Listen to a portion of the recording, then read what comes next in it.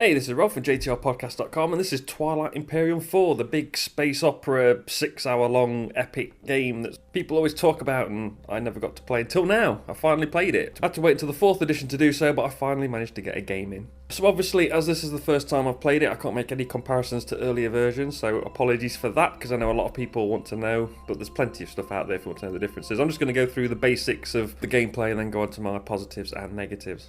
So everyone gets a race. I played with these guys, no idea how to pronounce that. We just called them the turtle guys because they look like turtles. And they also have sort of a turtle strategy to them as well, and that's kind of how I like to play, so I was given those to keep me happy because they know that I'm not really a big fan of attacking other people. So I got to play these guys. They've got spaces all over this board where you can see your stats and your different ships and things. And in the top right there's a couple of abilities for that race.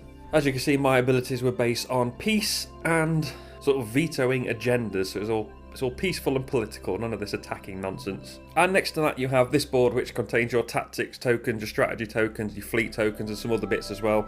I'll get into those later. On the back of that player board it tells you where your home planet is, and you put that tile down in your certain area of the board, of a kind of a pre-built board, and then you pile your starting units on there. So I've got 3 big ships at the bottom, I've got 3 little ships at the top. Those flags represent infantry units on the planets. That big cannon thing, you can just see at the back there, that's like a planetary defense system. And that big circle thing is, I can't remember what they're called. Space dock, that's what they're called. And they are used to build unit. Each of the planets comes with a card, and it shows you the influence of that planet and the number of sort of resources it can produce. And you get your 2 starting cards as well as any others as you start to expand on the board and take over planets, and you can take planets off other people, you take the card off them, and then you can use the resources for things later on, which I'll get to in a bit. And so at the setup, the board kind of looks like this. You can see the blue team on the left, I'm down at the purple bottom left, black's bottom right, green on the right, you've got red who start off the board in some kind of wormhole warpy thing, which is pretty cool. And this big white area is because we played with 5 players and the board's kind of a 6-player setup, and you take a chunk of the board out to reduce the size of the board for fewer players. And it might be hard to see, but I'll try and zoom in and hopefully you can see it, that there's lines that show which of those tiles connect up. So you kind of imagine the board's kind of wrapping around itself a bit like Pac-Man across those tiles there. Apparently that piece of paper helps. I don't know, like I said, I haven't played any of the other versions of the game, but yeah, it kind of helps you remember which tiles are connected to which. So as I said, the goal of the game is to get to 10 points, and that's tracked on this track here, and you can see those cards at the top with the 1 on and at the bottom with 2s on. They're going to be revealed every round, and these are going to be new ways to score points. So you can see the top there, it says spend 5 trade goods, that'll score you a point. The next to that is control 3 planets that have technology specialties, and that's another way to score a point. And as the game goes on, you're going to be able to reveal more of those cards each round, which gives you more chance to score those 10 points that you need to win the game. You're also going to have some private objectives as well that you'll be able to complete that are separate from everybody else's.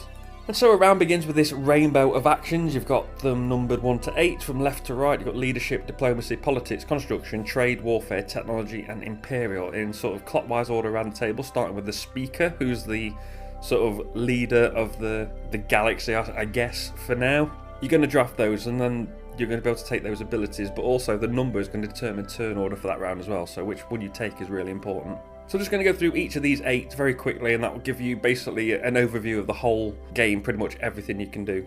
But first, it's important to note there is a primary ability and a secondary ability. So the primary ability is going to be played by the person who drafted that tile, and then the secondary ability can be used by everyone else by paying certain resources. So looking at number 1, leadership, it says gain 3 command tokens, and then you can spend 3 influence to gain another command token. And that's these tokens on your board here. As you can see, I've only got 1 in tactics, 1 in strategy and 2 in fleet, so that if I had more of those, I'd be able to do more tactics stuff, more strategy stuff, and I'd be able to have a larger fleet, because the fleet determines how many big ships you can have on a tile at a time, so I could only have 2.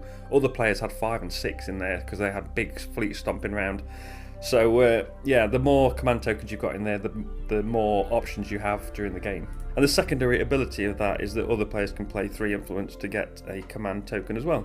So number 2 is diplomacy, and it's quite defensive. So you choose a system that's got a planet you control in it, and each other player puts one of their command tokens from their reserve, not from their board, from their reserve, into that planet. And then any planets you've got in that system you can refresh, which means if you've spent them earlier to use their resources, you can then refresh them and use them again this round.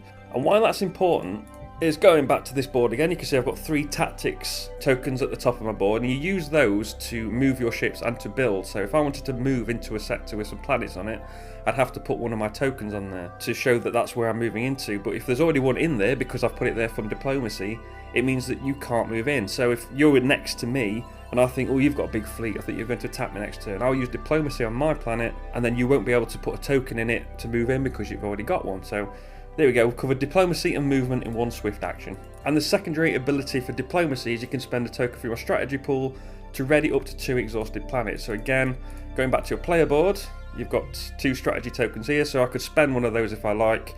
If it's not my turn, somebody else has taken the diplomacy action, and then I can refresh 2 planets that I'd used previously.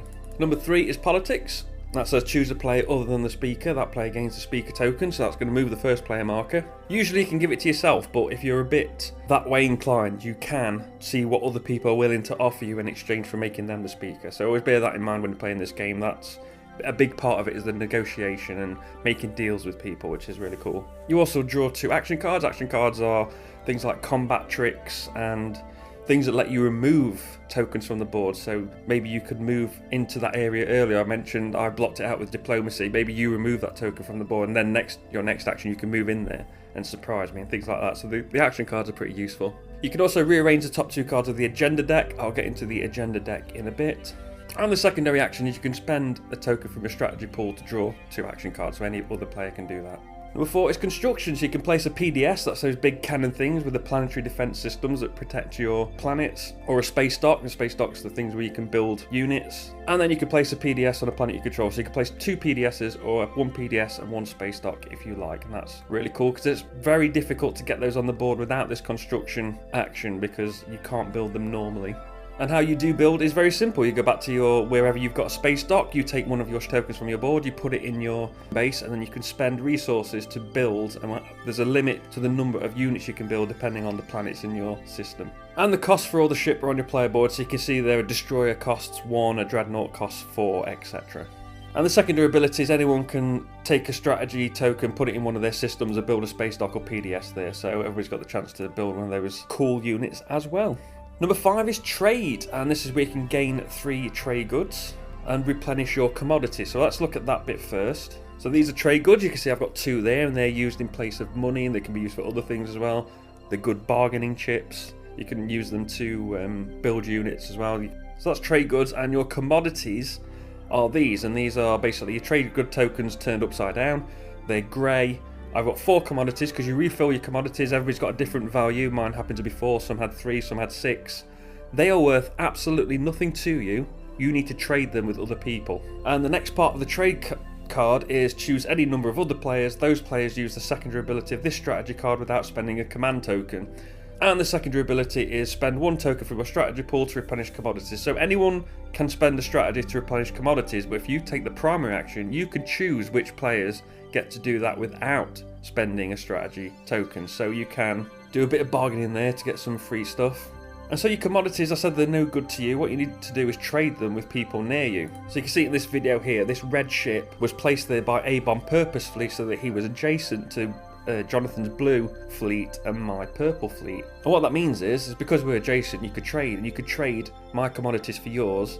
And say you've got 4 commodities, I've got 4 commodities, we could trade those each, and they turn into 4 trade goods for each of us, because my commodities have value to you, your commodities have value to me, your own commodities have no value to you whatsoever. So you need to sort of have these nice relationships with other people in order to trade your trade goods. Sometimes people say, I'll trade you 4 for 3, I'll trade you 6 for 2, or whatever, depending how mean the other player's been or whatever. But yeah, it's a good part of the game. I really enjoyed that. So number 6 is a token I never took, and it's Warfare. It's remove one of your command tokens from the game board, then gain 1 command token. So again, if I'd used Diplomacy to block an area off, you could use Warfare to remove it, and then you get to put 1 back onto your sheets. You've got an extra 1 to use. And then everyone else has the ability to spend a token from their board in order to produce on a space dock in their home system. That home system's your starting tile. So producing would be to you'd take an action on a turn, you say I'm going to build or produce or whatever you want to call it, and you'd put a token on your home world, and then you'd spend your actions to build, you spend your resources to build. But in this case it means you could build on another player's turn, freeing up your action for something else.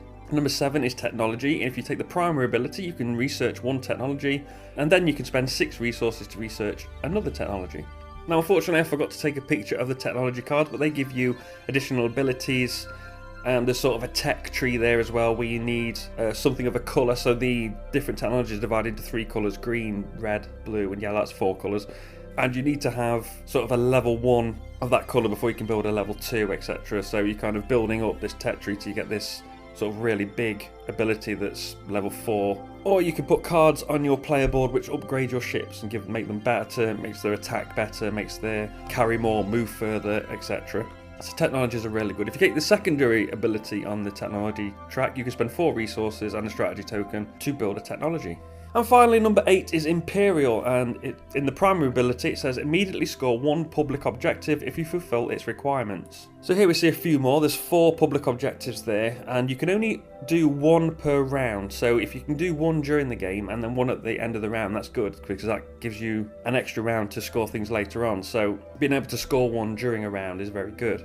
Because maybe you've got the 8 resources there, it says spend 8 resources to erect a monument. Maybe you've got those 8 resources, maybe you've also got those 5 trade goods. You would only be able to do 1 at the end of the round. So being able to do 1 mid-round and then 1 at the end of the round is really good. Then it says gain 1 victory point if you control Mechatol Rex, otherwise draw a secret objective. So you can have up to 3 secret objectives, but I'll get into Mechatol Rex in a bit. That links back to the agenda cards I said I'd come back to later as well. And the secondary ability is you can spend 1 token from your strategy pool to draw a secret objective, so that's another way of getting secret objectives into your hand. So there is Mechatol Rex. It is the planet in the centre of the universe. It's got a 6 influence token on top of it. And here we are late game with ships spread all over the place. You can see that the black player, which was Mark, has taken Mechatol Rex, and that adds a new rule into the game. So what's going to happen is going to be agendas, and people are going to have to vote on these agendas and use your resources on your planets to cast vote. Some of them add new rules to the game, some of them will make planets better by you put the agenda card under the planet and maybe that planet now produces more resources or more influence, etc. And there's loads of different ones, and you're voting on those every round, ending with the speaker who gets the final say. If they're carried, then they're put into law. If not, then they are just discarded and you go on to the next one. And finally is combat, and I've got a video here of some combat. This is the first combat in the game, and unfortunately it's a bit dark because we had to close the blinds because the sun was coming in. But you can see Jonathan there's moving his blue pieces onto A-Bomb's red pieces, and they're going to start a war. And how that happens is somebody activates the planet, moves their units in, and then you start shooting at each other basically, and it's all done simultaneously. You can see here that the ships have a combat value. That's what you need to hit. So a Dreadnought only needs a 5 to hit, whereas a Destroyer needs a 9. And these are all on 10-sided dice. That's quite difficult to do. And you all hit simultaneously. So you'll roll a dice for all your ships, and you'll say, I got 4 hits, for example. And then the other side will roll theirs, and they say, we've got 2 hits. And then you assign your 2 damage to your side. They'll assign their 4 damage to their side. And then you do round after round after round until one side basically either gives up or blows up. If they give up, because at the beginning of each round of combat you've got the chance to retreat. If you retreat, you kind of have one more round of combat where you shoot at each other, and the retreating people will move onto a different tile. Now apparently that retreating rule is different to the last ones. Before, if you retreated, you didn't get to fire back, but in TI4 you do get to fire back. So there it is. That is pretty much all of TI4. On your turn you're going to move, you're going to build, you're going to activate your strategy card.